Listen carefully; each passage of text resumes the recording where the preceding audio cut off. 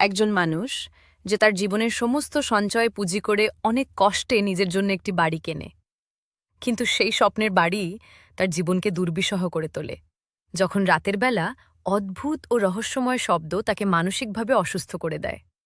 আর সেই আওয়াজের পেছনের রহস্য তার কল্পনার চেয়েও অনেক বেশি ভয়ঙ্কর ছিল। তো চলুন গল্পটি শুরু করা যাক। কোরিয়ার সিউল শহরে দিনের পর দিন বাড়ির দাম আকাশছোঁয়া হয়ে যাচ্ছিল। উশাং নামের এক সাধারণ অফিস কর্মচারী, যার স্বপ্ন ছিল সিউলে নিজের একটি বাড়ি কেনার। তার মনে হল এইটাই সঠিক সময়। নিজের স্বপ্নকে বাস্তবে রূপ দেওয়ার জন্য উশাং তার সমস্ত জমানো টাকা বিনিয়োগ করে দেয়। সে তার স্টক বিক্রি করে দেয়, বড় অঙ্কের লোন নেয়, এমনকি গ্রামের বাড়িতে তার মায়ের রসুনের ক্ষেত পর্যন্ত বিক্রি করে দেয়। এই নতুন অ্যাপার্টমেন্টটি তার কাছে শুধু একটি থাকার জায়গা ছিল না, বরং একটি বড় বিনিয়োগ ছিল, যা থেকে সে ভবিষ্যতে ভালো মুনাফা অর্জনের আশা করছিল। সে খুব খুশি মনে তার নতুন বাড়িতে শিফট করে, এই ভেবে যে তার জীবন এখন অনেক ভালো হবে। কিন্তু ৩ বছর পর আমরা দেখি উশাংয়ের জীবন পুরোপুরি বদলে গেছে। তার অ্যাপার্টমেন্টটি অগোছালো হয়ে পড়ে আছে, এবং রাতে অদ্ভুত কিছু আওয়াজ তাকে প্রতিনিয়ত বিরক্ত করে, যার কারণে সে সারা রাত ঘুমাতে পারে না। এদিকে সিউলে বাড়ির দাম কমে অর্ধেক হয়ে গেছে। অফিসের যারা একসময় তার বাড়ি কেনা দেখে অবাক হতো, তারাই এখন তাকে নিয়ে ঠাট্টা তামাশা করে। উশান তার ম্যানেজারকে দেখে খুব ঈর্ষা বোধ করে, কারণ ম্যানেজার ক্রিপ্টোকারেন্সিতে বিনিয়োগ করে তার টাকাকে ৫ থেকে ৬ গুণ বাড়িয়ে ফেলেছে। উশাংয়ের বন্ধু তাকে বাংলোর ফকির বলে ডাকে, কারণ তার বাড়ি থাকলেও লোনের ইএমআই তার বেতনের চেয়েও বেশি, যা শোধ করার জন্য উশাংকে ২টি চাকরি করতে হয়। তার বন্ধু তাকে বলে, আজ রাতে ম্যানেজারের ফেয়ারওয়েল পার্টিতে চলো, ম্যানেজারকে মদ খাইয়ে ক্রিপ্টোকারেন্সির ব্যাপারে কিছু গোপন তথ্য বের করা যাবে। কে জানে, হয়তো আমরাও কোনো ভালো টিপস পেয়ে যাব। কিন্তু উশাং পার্টিতে যেতে রাজি হয় না, কারণ রাতে তাকে তার দ্বিতীয় চাকরিতে ডেলিভারি কাজে যেতে হবে। তার বন্ধু বলে, এত কষ্ট করার চেয়ে ভালো তুমি বাড়িটা বিক্রি করে দাও। কিন্তু উশাং মনে করে সিউলে বাড়ির দাম সব সময় বাড়ে, এখন কমলেও পরে ঠিকই বাড়বে। শান্ত হয়ে যখন সে বাড়ি ফেরে, দেখে তার দরজায় অনেকগুলো নোট লাগানো। তার নিচের তলার বাসিন্দারা মনে করে উশাংই রাতে সেই বিকট শব্দগুলো করে। এমনকি কেউ লুকিয়ে তার ভিডিওও বানাচ্ছে। সে মেইনটেন্যান্স অফিসকে ফোন করে বলে, আমি ১০৪১ থেকে বলছি, আপনারা ওপরের তলার সাথে কথা বলেছেন কিনা? ওদের বলুন শব্দ না করতে। আর হ্যাঁ, আমার নিচের তলার লোকেরা ভাবছে শব্দ আমি করছি, দয়া করে ওদেরও বুঝিয়ে দিবেন। মেইনটেন্যান্সের লোক বলে যে সে শীঘ্রই কথা বলবে। এরপর উশাং তার ডেলিভারি বয়ের কাজে চলে যায়। বিদ্যুতের বিল বাঁচানোর জন্য রাতে উশাং এসি ছাড়াই ঘুমায়, এমনকি ঘরের লাইটও জ্বালায় না। তার কাছে একটি ছোট চার্জিং ফ্যান আছে, সেটাও সে অফিস থেকে চার্জ করে আনে। ২টি চাকরি করার কারণে সে মাত্র ৩ থেকে ৪ ঘণ্টা ঘুমানোর সময় পায়। কিন্তু সেই ভয়াবহ শব্দ তাকে শান্তিতে ঘুমাতে দেয় না। তার ঠিক নিচের অ্যাপার্টমেন্ট ১৩০১ নম্বরের এক মহিলা সবসময় তাকে বিরক্ত করতে চলে আসে। উশান তাকে অনেকবার বুঝিয়েছে যে এই শব্দ সে করছে না, কিন্তু ওই মহিলা তার কথা বিশ্বাস করে না, কারণ শব্দটা তখনই হয় যখন উশাং ঘরে থাকে। এবার মহিলাটি তাকে হুমকি দিয়ে যায় যে পরের বার তার স্বামী উশাংকে ছেড়ে কথা বলবে না। মহিলাটি কিছুটা মানসিক ভারসাম্যহীন, তাই উশাং তার হুমকিতে একটু ভয় পেয়ে যায়। মহিলাটি চলে যাওয়ার পরপরই আবার শব্দ শুরু হয়। এবার উশাং বিরক্ত হয়ে তার ওপরের অ্যাপার্টমেন্ট ১৫০-এ যায়। সেখান থেকে জিনো নামের এক লোক বেরিয়ে আসে। জিনোর শরীরে অনেক গভীর ক্ষতের দাগ ছিল, এবং তাকে দেখতে অনেকটা রাগী ও গুন্ডা প্রকৃতির মনে হচ্ছিল। উশাং ভয়ে ভয়ে তাকে শব্দের ব্যাপারে জিজ্ঞেস করলে জিনো জানায় যে এই কাজ তার নয়, সে নিজেও এই শব্দে বিরক্ত। উশাং তাকে পরামর্শ দেয় ওপরের তলায় গিয়ে কথা বলতে এবং হুমকি দিয়ে আসতে। উশাং এরপর এক এক করে ওপরের সব ফ্লোরে যায়। আশ্চর্যের বিষয় হল, কেউই এই শব্দের দায় নিতে রাজি ছিল না, এবং প্রত্যেকেই এতে বিরক্ত ছিল। উশাং অবাক হয়ে ভাবে, একই আওয়াজ সব অ্যাপার্টমেন্টে কিভাবে শোনা যেতে পারে। শেষে সে সবার ওপরের পেন্ট হাউসে যায়, যেখানে ওই বিল্ডিংয়ের সেক্রেটারি ইউনা থাকে। উশাং ইউনাকে সব বুঝিয়ে বলে যে সে যেখানেই গেছে সবাই তাকে ওপরে পাঠিয়েছে, আর এভাবেই সে এখানে পৌঁছেছে। ইউনা তাকে জানায় যে এই বিল্ডিংয়ের দেয়ালগুলো লোড বিয়ারিং ওয়াল দিয়ে তৈরি, তাই এটা বলা মুশকিল যে শব্দ ওপর থেকে আসছে নাকি নিচ থেকে। উশাং জানতে পারে যে তার নিচের তলা অর্থাৎ ১৩০১ নম্বর ফ্ল্যাটটিও ইউনার এবং সে ওটা ভাড়ায় দিয়েছে। যেহেতু উশাং ১৩০১ নম্বর মহিলাকে নিয়ে বিরক্ত ছিল, তাই ইউনা তাকে কিছু টাকা দিয়ে বলে, আমি ২ মাসের মধ্যে ওই মহিলাকে এখান থেকে বের করে দেব, ততক্ষণ তুমি কোনোভাবে ম্যানেজ করে নাও। ইউনা আরও বলে, শীঘ্রই এখান দিয়ে জিটিএক্স রেললাইন যাবে এবং তখন আমাদের বাড়ির দাম আকাশ ছোঁবে। তাই আমাদের এই অদ্ভুত শব্দের ব্যাপারটা চেপে যেতে হবে, নইলে এর খারাপ প্রভাব পড়তে পারে। টাকা পেয়ে এবং বাড়ির দাম বাড়ার আশায় উশাং ঠিক করে যে সে কোনোভাবে এই শব্দ সহ্য করে নেবে। পরদিন সকালে সে দেখে তার সাইকেলের চাকা কেউ ফুটো করে দিয়েছে। সে বুঝে যায় এটা ১৩০১ সেই মহিলার কাজ। অফিসে বন্ধুকে ছবিটা দেখালে বন্ধু পুলিশে যাওয়ার পরামর্শ দেয়, কিন্তু যেহেতু ইউনা তাকে পুরো ১ মাসের ইএমআইয়ের টাকা দিয়েছে, তাই সে চুপ থাকাই শ্রেয় মনে করে। এরপর তার বন্ধু তাকে জানায়, গতরাতে পার্টিতে ম্যানেজারকে মদ খাইয়ে ক্রিপ্টোর ব্যাপারে জেনেছি। আজ মাঝরাতে জিবি কয়েন এর দাম কমে ৮১৫ নেমে আসবে এবং স্বাধীনতা দিবসের দিন অর্থাৎ ১৫ আগস্ট এর দাম ৮১৫% বেড়ে যাবে। এরপর হঠাৎ করেই আবার নিচে পড়ে যাবে, অর্থাৎ আমরা যদি এখন টাকা লাগাই তবে আসল টাকার ৯ গুণ লাভ করতে পারব। সে ম্যানেজারের আগের বিনিয়োগের প্রমাণও দেখায়। উশাংয়ের সব শুনে ভালো লাগলেও তার কাছে বিনিয়োগ করার মতো কানেরাঠিও ছিল না। তাছাড়া এই ক্রিপ্টো কয়েনটি ছিল অবৈধ। কিন্তু মনে মনে সে ভাবছিল, যদি এটা সত্যি হয় তবে তার সব ঋণ শোধ হয়ে যাবে। সে সারাদিন জিবি কয়েনের দাম দেখতে থাকে এবং নিজেকে সংযত রাখার চেষ্টা করে যাতে আবেগের বশে কোনো ভুল না করে। রাত হতে হতে ক্রিপ্টোর দাম ১৮০০ থেকে কমে ১৬০০-তে নেমে আসে। গত কয়েক রাত ঠিকমতো না ঘুমানোর কারণে সাইকেল চালানোর সময় তার অ্যাক্সিডেন্টও হয়। সে বন্ধুকে শেষবারের মতো ফোন করে নিশ্চিত হতে চায়। বন্ধু বলে, ১০০% গ্যারান্টি, যেমন বলেছি তেমনই হবে। এরপর উশান তার বাড়ি বিক্রি করার জন্য ডিলারের কাছে যায় এবং সাফ জানিয়ে দেয় যে ১ ঘন্টার মধ্যে তাকে বাড়ি বিক্রি করতে হবে। ডিলার তার পরিস্থিতির সুযোগ নেয় এবং মাত্র ৮০০ মিলিয়নে বাড়ি কিনতে রাজি হয়, যা তার বাড়ির আসল দামের চেয়ে অনেক কম। কিন্তু জিবি কয়েনের দাম তখন ১২০০-তে নেমে এসেছিল দেখে সে তাড়াহুড়ো করে রাজি হয়ে যায়। কন্ট্রাক্ট সাইন করার আগে সে জিজ্ঞেস করে, যদি পরে আমি চুক্তি বাতিল করি? ডিলার বলে, তাহলে ডাউন পেমেন্টের দ্বিগুণ ফেরত দিতে হবে। উশাং খুশি মনে রাজি হয় এবং সাইন করার সাথে সাথে তার অ্যাকাউন্টে ডাউন পেমেন্টের ৮৫ মিলিয়ন ওন চলে আসে। টাকা পেয়েই সে দৌড়ে বাড়ি ফেরে এবং বন্ধুকে জানায় টাকার ব্যবস্থা হয়ে গেছে। দাম ৮১৫ হতেই উশাং তার সব টাকা জিবি কয়েনে লাগিয়ে দেয়। সকাল পর্যন্ত সে এক দৃষ্টিতে কয়েনের দাম বাড়তে দেখতে থাকে। তার টাকা দ্বিগুণ হয়ে গেছে। বন্ধু তাকে মনে করিয়ে দেয়, লোভে পড়ে স্টক বিক্রি করিস না। মনে রাখবি, ১৫ আগস্ট সকাল ৮টা ১৫ যখন কয়েন পিকে থাকবে তখনই বিক্রি করবি। উশাং ডায়েরিতে সব লিখে রাখে। উশাং খুব খুশি ছিল, কারণ শীঘ্রই সে সব ঋণ থেকে মুক্ত হতে চলেছে। পরের দিন সে তার পুরো অ্যাপার্টমেন্ট পরিষ্কার করে। রাতে কিছুক্ষণ চোখ লেগে আসতেই কেউ চুপিসারে তার ঘরে ঢোকে।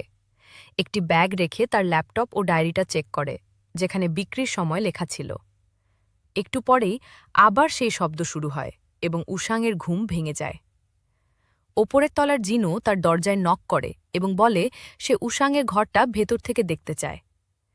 জিনো ঘরে ঢুকতেই শব্দটা একদম বন্ধ হয়ে যায়। উশাং অবাক হয়ে ভাবে, কেউ ঘরে ঢুকলেই শব্দ বন্ধ হয় কেন? জিনো তাকে সন্দেহ করে, কিন্তু উশাং বলে ১৩০০ ওই পাগল মহিলাই হয়তো এসব করছে। জিনো বলে, কিন্তু তার ঘরের শব্দ আমার ঘর পর্যন্ত কিভাবে আসবে? উশাং দেয়ালের সমস্যার কথা বলে, কিন্তু জিনো তা বিশ্বাস না করে তাকে হুমকি দিয়ে যায়। জিনো চলে যেতেই শব্দ আবার শুরু হয়। উশাং রাগে মেঝের ওপর আঘাত করতে থাকে। তখন সে দেখে জানলা দিয়ে কেউ তার ভিডিও করছে, কিন্তু ধরার আগেই ক্যামেরা সরে যায়। সে দৌড়ে ওই মহিলার দরজায় ধাক্কা দেয়, কিন্তু কেউ খোলে না। পাশের বাসার মেয়েটি বেরিয়ে এলে উশান নালিশ করতে থাকে। মেয়েটি উল্টো বলে, আমি তো শুনেছি শব্দ তুমিই করো। উশাং রেগে চিৎকার করলে মেয়েটি ভয় পেয়ে ঘরে চলে যায়।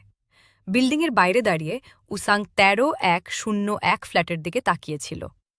তখন এক লোক এসে তার কাছে লাইটার চায় এবং বলে, পাশের বিল্ডিংয়ে একটা খুন হয়েছে, কারণ ওই লোকটা খুব শব্দ করত।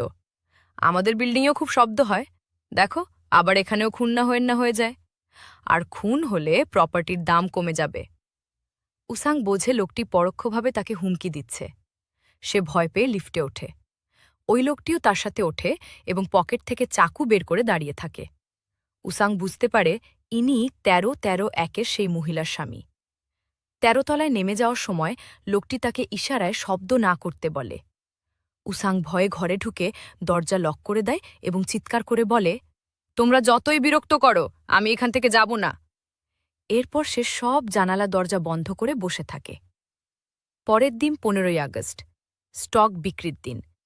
কিন্তু রাতে শব্দ এত বেড়ে যায় যে উসাংয়ের মানসিক ভারসাম্য নষ্ট হওয়ার উপক্রম হয়। সে ঘুমানোর জন্য ঘুমের ওষুধ খায়। সকালে দরজায় ধাক্কা শুনে উঠে দেখে বিল্ডিংয়ে সব লোক জড়ো হয়েছে। কাল রাতে এত শব্দ ছিল যে সবাই অতিষ্ঠ। সবাই উসাংকে সন্দেহ করে তার ঘর তল্লাশি করতে চায়।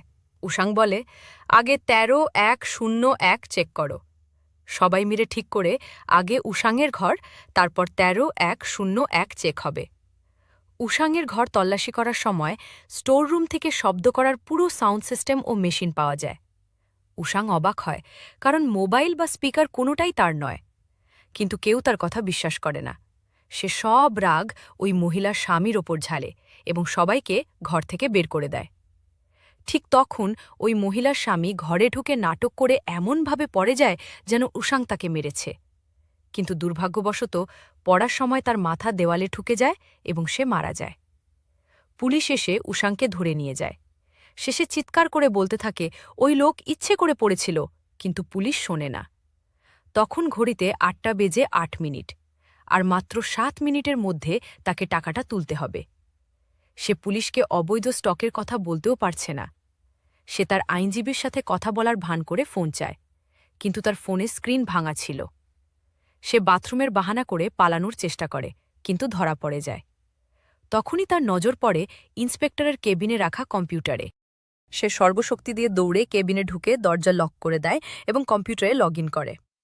দেখে তার টাকা ৭ গুণ বেড়েছে। পুলিশ দরজা খোলার চেষ্টা করছে। দেখতে দেখতে টাকা ৯ গুণ হয়ে যায়।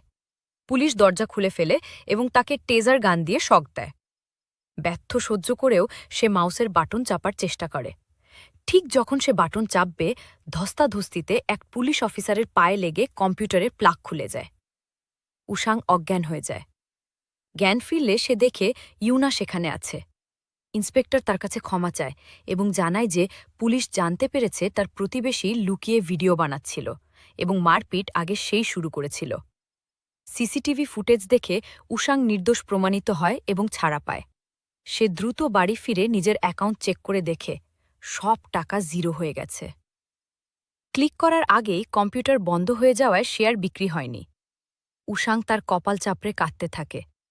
সে তার মায়ের জন্য একটি চিঠি লিখে বিল্ডিং থেকে ঝাঁপ দিয়ে আত্মহত্যা করতে যায়। কিন্তু তখনই ১৩-১-০-১-এর লাইট জ্বলতে দেখে তার মাথায় রক্ত চড়ে যায়। সে ওই মহিলাকে মারার জন্য নিচে নামে। সিঁড়িতে জিনোর সাথে দেখা হয় এবং তাদের মধ্যে মারপিট শুরু হয়। জিনো তাকে টেনে নিজের অ্যাপার্টমেন্টে নিয়ে যায়। ঠিক তখনই আবার সেই শব্দ শুরু হয়। জিনো পুরো ঘর চেক করে কোনো উৎস না পেয়ে বুঝতে পারে শব্দ উসাং করছিল না। এরপর দুজনে শান্ত হয়ে কথা বলে। জিনো চিঠিটা পড়ে এবং তাদের মধ্যে বন্ধুত্ব হয়। তারা ঠিক করে এই শব্দের রহস্য ভেদ করবেই। তারা ১৩০১ চেক করতে যায়। ফ্ল্যাট ফাঁকা ছিল, কিন্তু তারা জানতে পারে ওই মহিলা প্রচুর ঋণে ডুবেছিল এবং সে নিজের বাড়িটি বিক্রি করে দিয়েছে। আশ্চর্যের বিষয়, ওই মহিলা যাকে বাড়ি বিক্রি করেছে, উসাংও তাকেই বিক্রি করেছে। আর সেই মালিক হল ওপরের পেন্টহাউসের ইউনার স্বামী।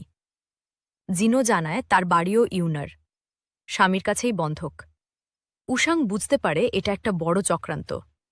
শব্দ করে মানুষকে অতিষ্ঠ করে সস্তায় বাড়ি কেনাই এদের লক্ষ্য। জিনো বলে, যদি আমরা প্রমাণ করতে পারি যে শব্দ ইউনা করছে, তবে আমরা তাকে ব্ল্যাকমেইল করে আমাদের বাড়ি বাঁচাতে পারব এবং কন্ট্যাক্ট ক্যান্সেল করাতে পারব। উসাং তার ঘরে পাওয়া সেই অচেনা মোবাইলটি চেক করে দেখে সেটি একটি ওয়াইফাইয়ের সাথে কানেক্টেড। সে সিগন্যাল ট্র্যাক করতে করতে দেখে জিনোর ঘরের কাছে সিগন্যাল সবচেয়ে বেশি। সে জিনোর কাছে ওয়াইফাই চায়, কিন্তু জিনো বলে তার ওয়াইফাই নেই। উসান চলে যাওয়ার ভান করে। জিনো তাকে স্টিম বাথ নিতে যাওয়ার কথা বলে। উশাং পরে কৌশলের নিচে গিয়ে স্টিম বাথের লকারে জিনোর চাবি বদলে ফেলে। স্টিম বাথ নেওয়ার সময় জিনো জানায় সে একজন আন্ডারকভার রিপোর্টার। সে অনেক ঝুঁকি নিয়ে ভিডিও বানিয়ে টিভি চ্যানেলকে দিত, কিন্তু তারা তাকে কোনো ক্রেডিট দেয়নি। উল্টে তার ক্যারিয়ার নষ্ট হয়েছে। উশাং সেখান থেকে পালিয়ে জিনোর ফ্ল্যাটে ঢোকে এবং দেখে ওই ওয়াইফাইটি জিনোরই। সে বুঝতে পারে সব কিছুর পেছনে জিনোর হাত আছে। সে প্রমাণ জোগাড় করছিল, এমন সময় জিনো চলে আসে। জিনো পাসওয়ার্ড দিয়ে দরজা খুলে ভেতরে ঢোকে। উশাং খাটের নিচে লুকিয়ে পড়ে। তখন ১৩১০১-এর সেই মহিলা আসে এবং স্বামীর মৃত্যুর জন্য জিনোকে দায়ী করে চিৎকার করতে থাকে। জিনো তাকে টাকা দিতে চায়, কিন্তু মহিলাটি না মানলে রাগের মাথায় জিনো তাকেও মেরে ফেলে। উশাং ভয়ে পালানোর চেষ্টা করে, কিন্তু জিনোর সামনে পড়ে যায়। উশাং জানতে চায় সে কেন এমন করল।